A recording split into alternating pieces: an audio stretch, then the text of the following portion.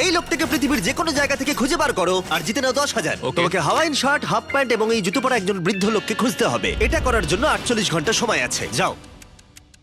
আমি যাব ওকে আমি এখন যাচ্ছি কাবো, কারণ আমার ছবি দেখে মনে হচ্ছে লোকটা সমুদ্রের কাছাকাছি থাকে। আমি এই মিস্টার ইমোজিকাইকে খোঁজার জন্য যা খুশি তাই করতে পারি। যখন আমি প্রথম মেক্সিকো গেলাম, প্রথমেই আমি একটা বোট রেন্ট নিলাম। আমি অনেকগুলো বয়স্ক মানুষ দেখলাম, কিন্তু কেউ তাদের মধ্যে হাওয়াইন শার্ট পরেছিল না। ওরা ওখানে অনেকজন ছিল, কিন্তু তাদের মধ্যে কেউই একটা হাওয়াইন শার্ট পরেছিল না। আমি একটা পারফেক্ট ম্যাচ খুঁজে তো পেলাম, কিন্তু উনি এটা খেলতে চান না।